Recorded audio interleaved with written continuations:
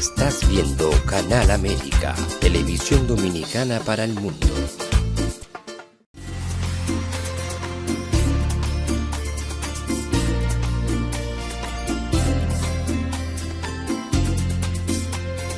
A Time for True Show is sponsored by the Office of Dr. Bernard Fialkoff, a periodontal, dental implant and laser specialist in New York City, for over 40 years.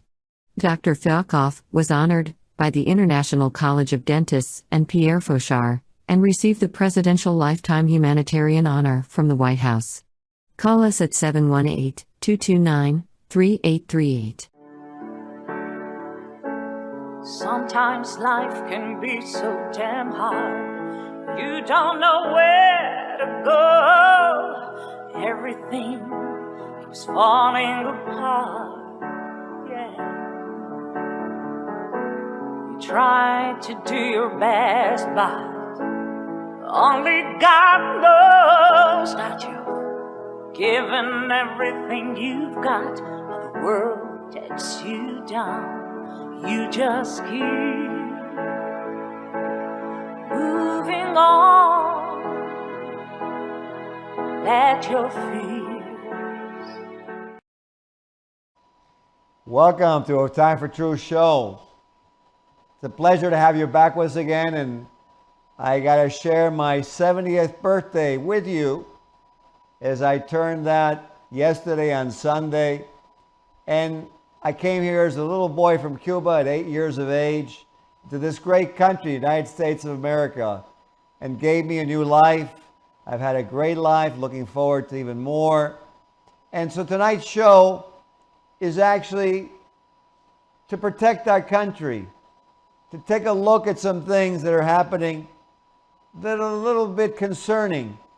And so we're going to do this. We're very lucky to have with us a great authority that I want the engineer to put his picture up on the screen, Bruce Wiseman, a human rights activist, a successful entrepreneur, and the #1 best-selling international award-winning author, writing under his pen name John Truman Wolfe. His book, which exposed the real forces behind the global financial crisis, is called The Coming Financial Crisis, a look behind the wizard's curtain. Very, very appealing book, very, very interesting, and something that you should look at. But today we're very lucky to have him with us. Mr. Wiseman has spoken to bankers and business executives globally on the agenda of what he calls the global financial mafia, and has provided solutions to deal with predatory programs. Interestingly enough, having read of his solutions, the Chinese government flew him to Beijing to consult with them on the causes and solutions to the global financial crisis.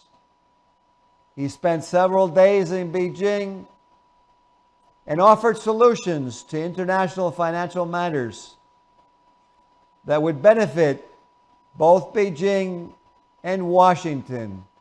He calls his trip to China fascinating in the extreme.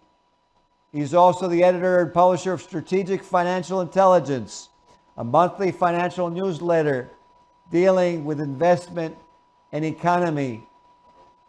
Having consulted so many business and financial affairs officers of some of the biggest names in Hollywood.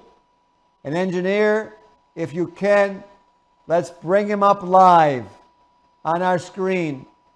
And a bit of warm welcome to Mr. Bruce Wiseman.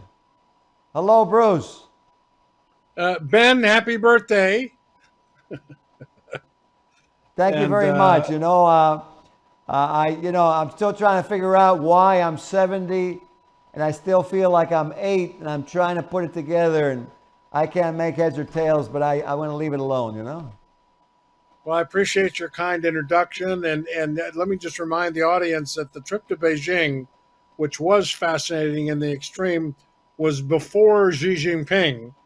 I'm not sure they would have invited me these days, but relationships were a little more in communication at that time, and I was able to get some good information across. So anyway, I just didn't want to.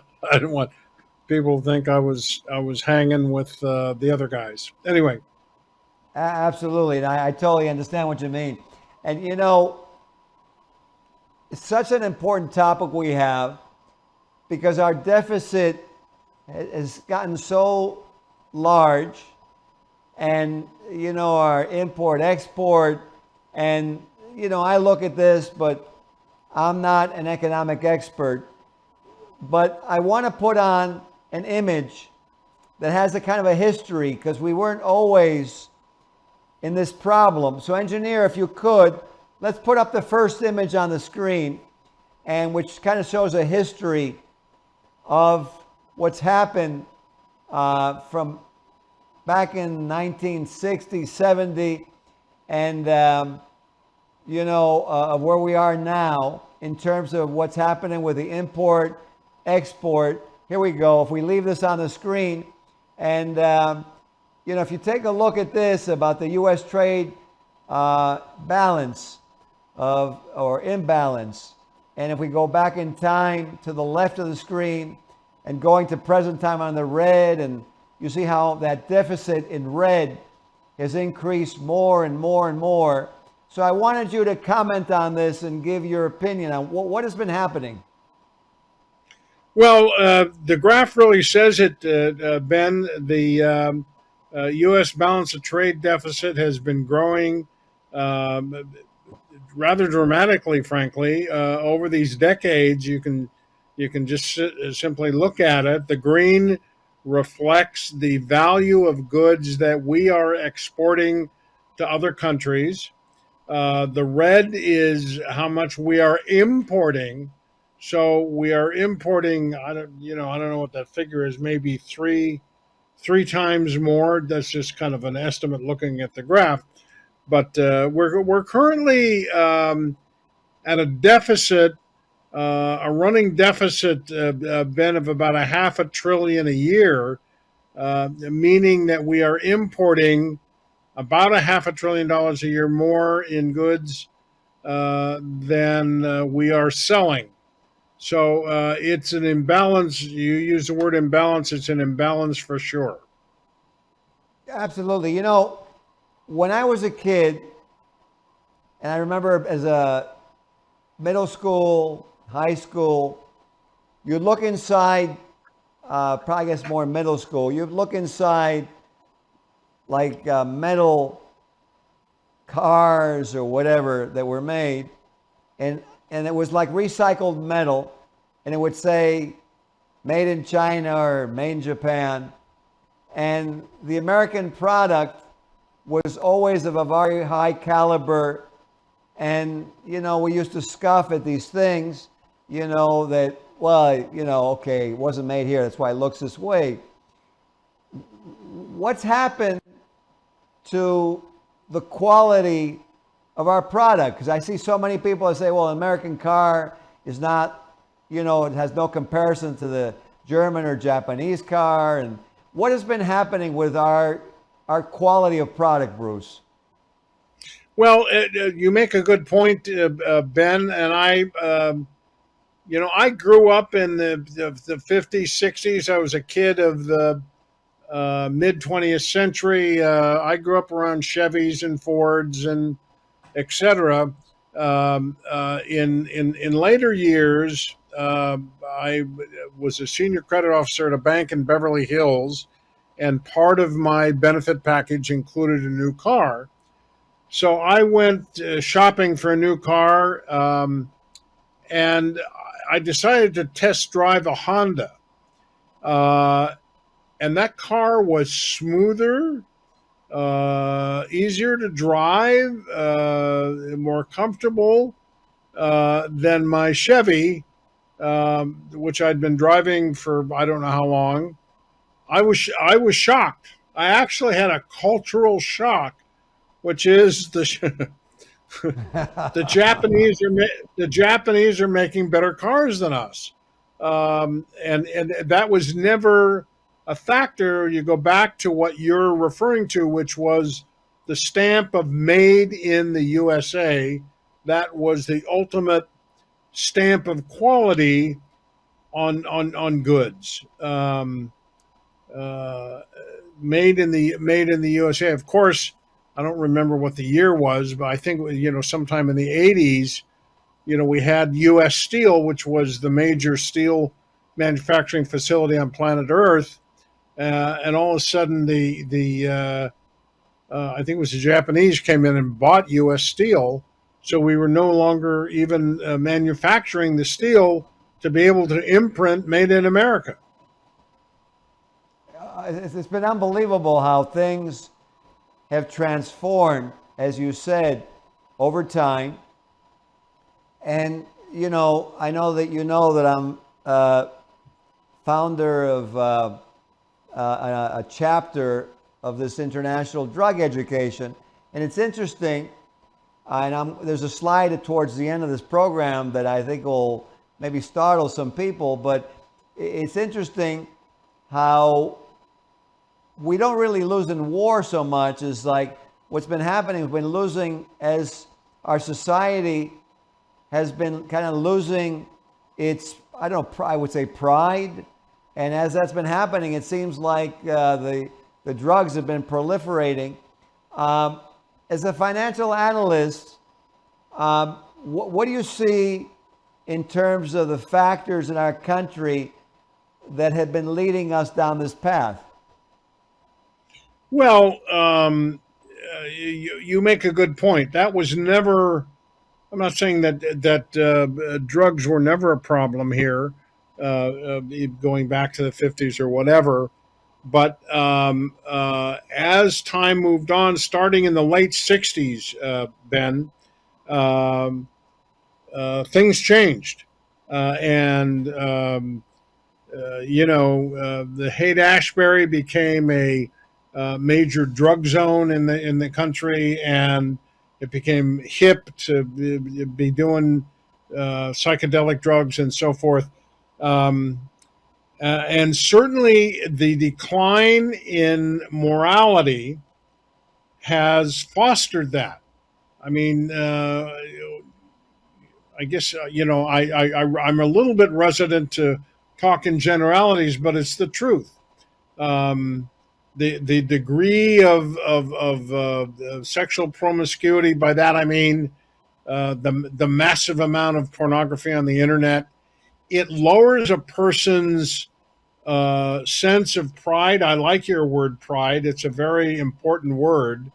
And as the pride is lessened, it drives a person's integrity down, and they are more inclined, to answer your question, they are then more inclined to, deviate from a path of ethical conduct and sanity to unethical conduct, drug, sex, rock and roll, than they were before. So starting in the late 60s, and you can probably pin down the Summer of Love, I think it was 67, 68, coming forward to the point, and you would know these numbers much better than I because you've done so much to expose it. But today we're losing, I don't know, I think it's 100,000 people a year to drugs being imported into the U.S. Now there is the outrageous problem of the deaths, but somebody's taking those drugs. And that never would have been the case going back when the moral standards were higher. Never would have been the case. Absolutely. You're so right. Actually, the figures you're exactly right.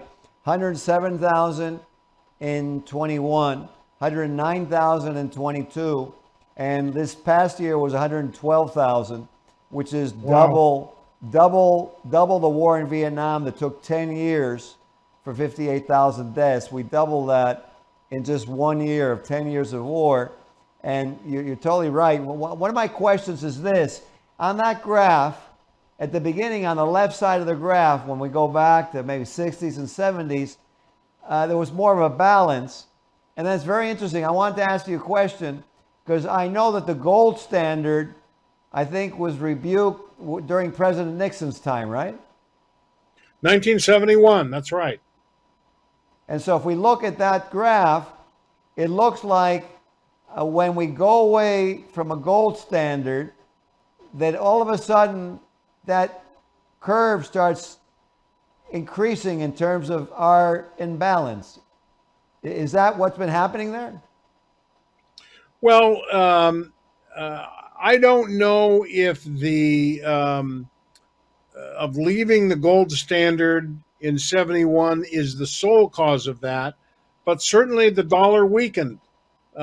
We had, as a result of a conference, the famous Bretton Woods Conference in 1947, where the Allied countries from around the world got together at Bretton Woods, New Hampshire, and made agreements on the structure of the global financial system in 47, which made the U.S.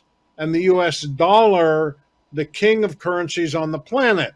And the dollar at that point, as a result of that conference, Ben, was, quote, good as gold, meaning that any central bank on the planet that accumulated dollars could turn them into the U.S. Treasury for gold. And that went for 25 years, at which point we were spending huge amounts of money on the Vietnam War. And Charles de Gaulle started a process of repatriating their dollars for gold. Other European countries followed. And our gold supply was falling like a rock off a tall building. And finally, Nixon, he had his pluses and his minuses, but he finally had the good sense he just shut the gold window. He said, no more. So the ability for countries around the world to turn in dollars for gold was gone. The dollar was no longer good as gold. Now, there's other things that developed out of that, but I'm just a little background to what you're saying. Sure. While you're talking, let me do one thing. While he's talking, engineer, let's bring up the next slide, if you will. And go ahead, Bruce. I'm sorry I interrupted you, but I wanted him to bring up the next diagram, which is a little closer in time. Go ahead. Yeah, that's fine. I mean, I was pretty much done, just kind of giving a little background to the point that you made, that we went off the gold standard in 71, and then it simply became, to a very certain degree, been a free-for-all. Governments could print as much as they wanted. There was no gold backing. There's no currency on the planet today that has any kind of backing other than the credibility of the government who's issuing the currency. That's it. There's no gold. There's no real estate. There's no product behind the currency. So it's to a very certain degree, it's a Wild West.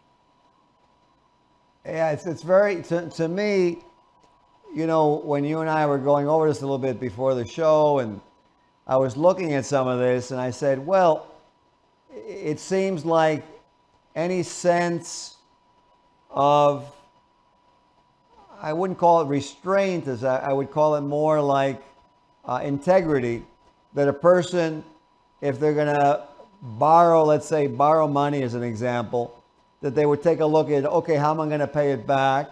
Because I'm going to pay it back somehow.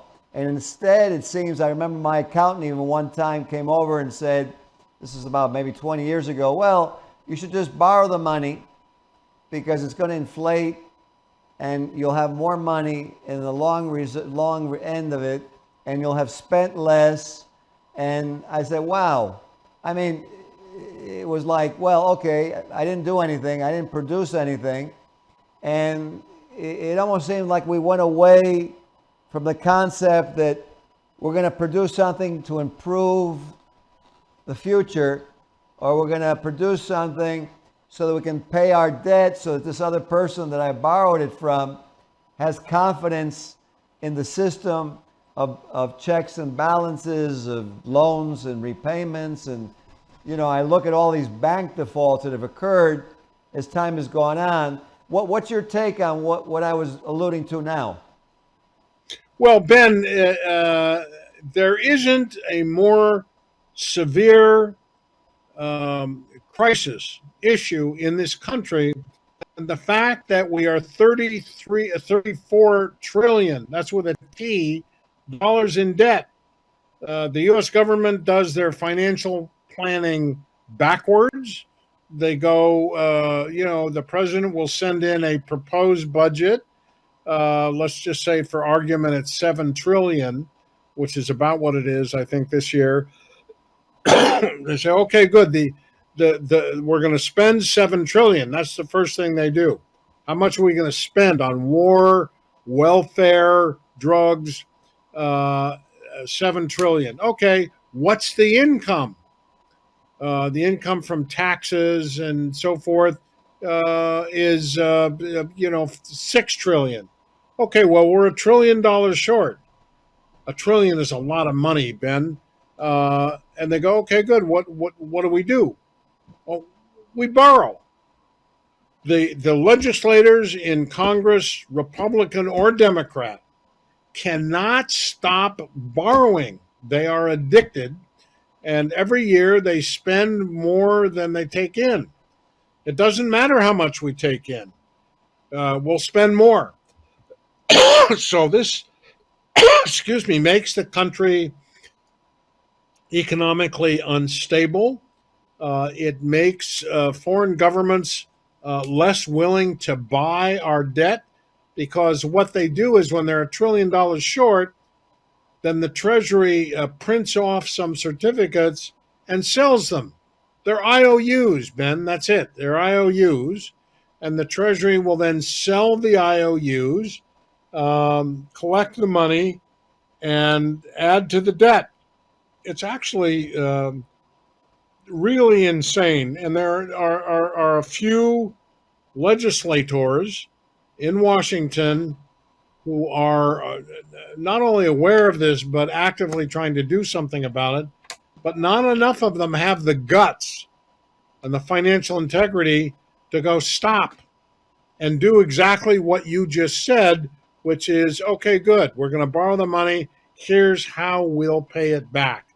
Because we don't have a clue. Not a clue, Ben. That's what's so amazing to me, is that how this goes on. And as we're talking, engineer, please put on the last image. There's an image that's very important we want to put up, because I want to wake some people up to something else that's so important to look at. But, in my own office, and we'll get to this slide in a second, but in my own office, when I have patients go through their treatment, they look at the bill and they decide whether they can do it, whether they have to do it in a phased approach, a staged approach, whether they have to use an alternative. They don't just take anything without regard to their loan, because they realize they have to pay their loan back, which is good. And, we discuss it with them. We try to work out real solutions. And it's amazing, like you said before, it's amazing to me that regardless of the political party, and to me, I'm a Cuban American. Why do I say that? Is because, well, I'm a Cuban American who happens to be a Jewish guy. This country is a tremendous asset. It's an asset to the Buddhists. It's an asset to the African American. It's an asset to the Asian American, to really to any American, and to all the people of the world. And it's a shame that somehow the mentality has gone off of engineering and economics. Because when you build a bridge, the bridge has to sustain the traffic. You can't say, well, we'll build a bridge and hope that it's going to stay there. So I want to show you something, Bruce, that I found very interesting as you and I were putting the show together. And pharmaceuticals and drugs have become, and illicit drugs also, have become the second largest import into the United States. 176 billion 3 years ago. And where's it coming from? Very interesting. India and China. 176 billion that leads to our imbalance. And what is it? It's on drugs. And I want to make a point and then have you comment on this. I'll go out on a limb.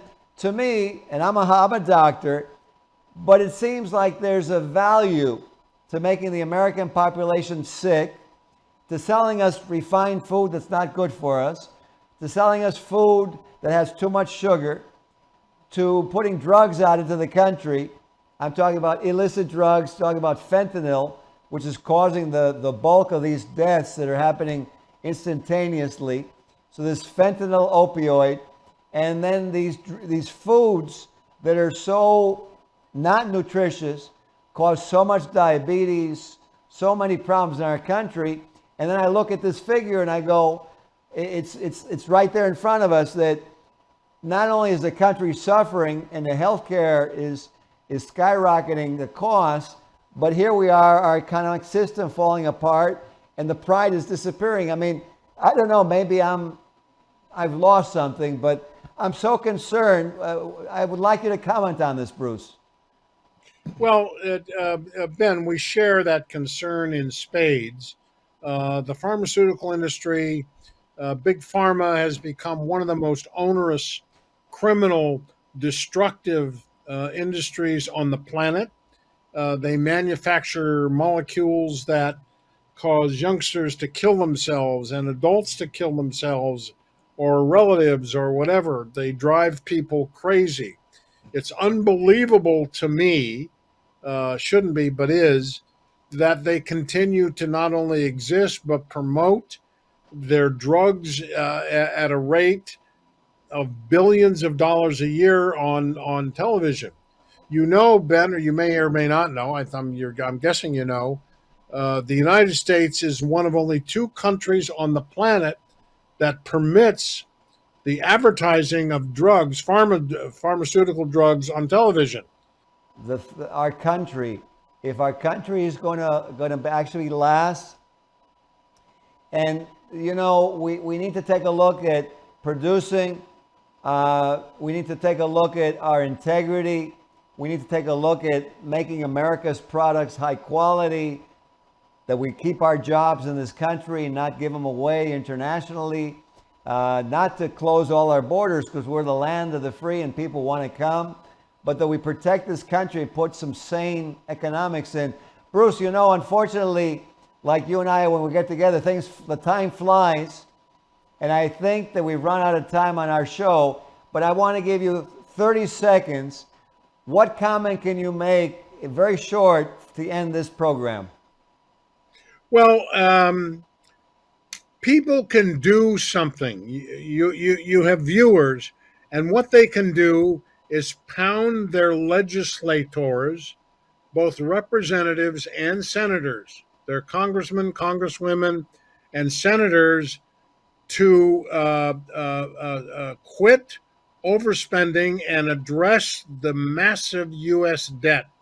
If there's one thing I would encourage people to do that could turn this scene around, much of the problem that you talk about, the lack of integrity, the lack of production, comes from drugs, Ben. 78, last time I looked, 78 million Americans were on psychiatric, a million Americans were on psychiatric drugs. It's outrageous. So, but people can contact their legislators and tell them to put some sense of ethics into the U.S. financial system. Those would be my important words at this point. Well, you know what? It's always a pleasure to have you on the show. Thank you for taking the time to be on again tonight. My pleasure, Ben. Thanks for having me. Oh, it's been great. For those of you watching, let's do what Mr. Wiseman has recommended. Let's raise our voices. We have a great country. If you were bleeding, or if your child was bleeding, you'd put on a Band-Aid, you'd hold pressure, you'd bring them to the hospital, and you would demand that the doctor and the emergency room treated your child. I know you would. Let's treat our country as a family member. Let's put on the bandage. Let's stop the bleeding. And let's get this country to go in the right direction again. Thank you for watching. And we'll see you on the next episode of A Time for Truth show. Have a very good night. This show was sponsored by A Time for Truth Foundation Incorporated as a community service. Sometimes life can be so damn hard. You don't know where to go. Everything keeps falling apart. Yeah. You try to do your best, but only God knows that you've given everything you've got, but the world takes you down. You just keep moving on. Let your feet